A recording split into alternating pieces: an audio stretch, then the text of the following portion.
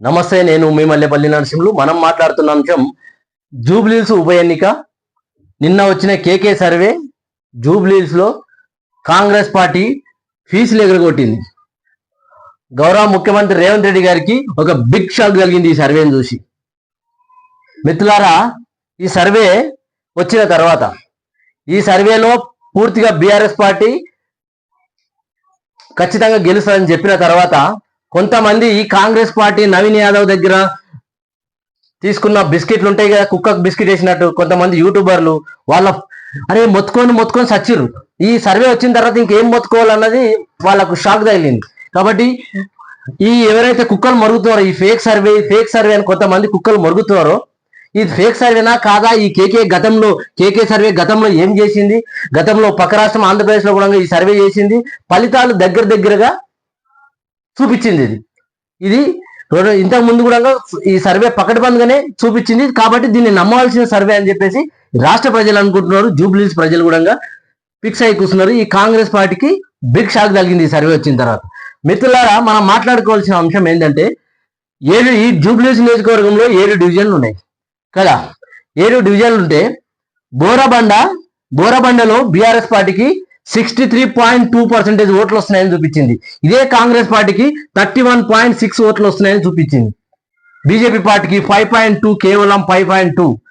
BRS పార్టీకి 31% ఎక్కువ వస్తున్నాయి. చూడండి, రహమత్ నగర్ లో 45.6 బీఆర్ఎస్ పార్టీకి వస్తుంది, ఓట్ల పర్సెంటేజ్ వస్తుందని చూపించింది సర్వే.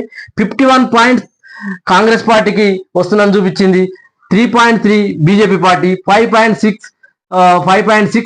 కాంగ్రెస్ పార్టీకి ఆధిక్యం చూపించింది రహమత్ నగర్ లో. శ్రీనగర్ కాలనీలో 61.9% చూపించింది బీఆర్ఎస్ పార్టీకి, కేవలం 33.3% కాంగ్రెస్ పార్టీకి చూపించింది.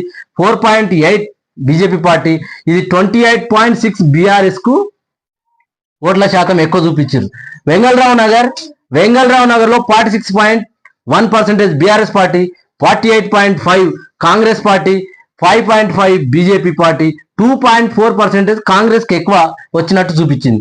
తర్వాత ఎర్రగడ్డ డివిజన్ లో 61.6 ఓట్ల శాతం బీఆర్ఎస్ పార్టీకి ఆధిక్యం పర్సెంటేజ్ చూపించారు. 31.7 Congress party, 6.7 BJP party, 29.9 BRS పార్టీకి ప్లస్ ఉన్నట్టు ఈ సర్వే వెల్లడించింది. షేక్పేట్ లో 60.1 బీఆర్ఎస్ పార్టీకి ఆధిక్యం చూపించారు. 33.0 Congress party, 6.9 BJP party, 27.1 BRS పార్టీకి ఎక్కువ ఓట్లు పోలే అవకాశం ఉందని చెప్పి ఈ సర్వే వెల్లడించింది. ఇంకా లాస్ట్ డివిజన్ యూసుఫ్గూడలో 47.0 బీఆర్ఎస్ పార్టీ, 45.5 కాంగ్రెస్ పార్టీ, కేవలం 7.4 బీజేపీ పార్టీ, 1.6 బీఆర్ఎస్ ఆధిక్యం ఉన్నట్టు చూపించింది. మిత్రులారా, మొత్తం యావరేజ్ గా చూస్తే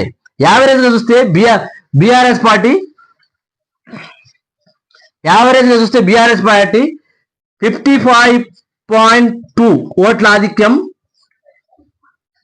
55.262% ఓట్ల ఆధిక్యం చూపించారు. కాంగ్రెస్ పార్టీ 37.8 ఓట్ల పర్సెంటేజ్ వస్తాయని చూపించారు. బీజేపీ పార్టీ కేవలం 7%.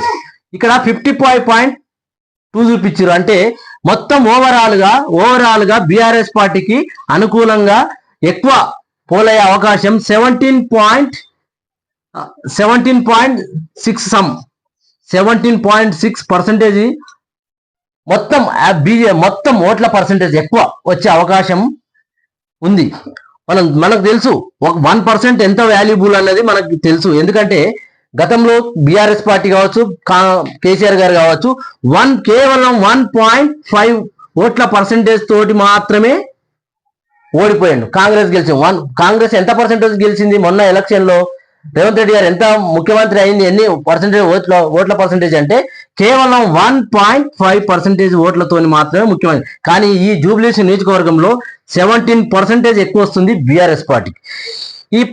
ఈ సర్వే వచ్చిన తర్వాత కొంతమంది కుక్కలు మరిగినట్లు మరుగుతున్నారు జూబ్లీహిల్స్ నియోజకవర్గానికి వెళ్ళి సోషల్ మీడియా, ఈ కాంగ్రెస్ పార్టీకి సంబంధించిన సోషల్ మీడియా కుక్కలు మరిగినట్టు మరుగుతున్నారు. కేసీఆర్ గారి పైన కావచ్చు, కేటీఆర్ గారి పైన కావచ్చు, మాగంటి సునీత గారి క్యాండిడేట్ పైన కావచ్చు తప్పుడు కూతలు కూస్తున్నారు. అయినా కూడా అక్కడ ప్రజలు పూర్తిగా డిసైడ్ అయిపోయారు. ఎందుకంటే హైదరాబాద్ లో హైడ్రా వచ్చిన నాడే కాంగ్రెస్ కేల్ ఖతం అయిపోయింది. హైదరాబాద్ వచ్చినప్పుడే కాంగ్రెస్ కేల్ ఖతం అయిపోయింది.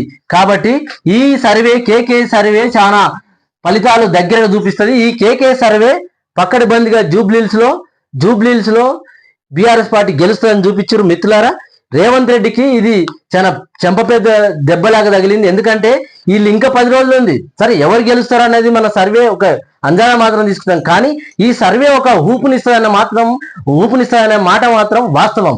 కాంగ్రెస్ పార్టీ పూర్తి క్యాడర్ మొత్తం ఈ సర్వే చూసిన తర్వాత డీలా పడిపోయిందన్న మాట జూబ్లీహిల్స్ నియోజకవర్గంలో ప్రజల్లో వినిపిస్తున్నది, నాయకుల్లో వినిపిస్తుంది. మిత్రులారా, ఇది అంశం ఈ సర్వే. నమస్తే, నేను మీ మల్లెపల్లి నరసింహుడు.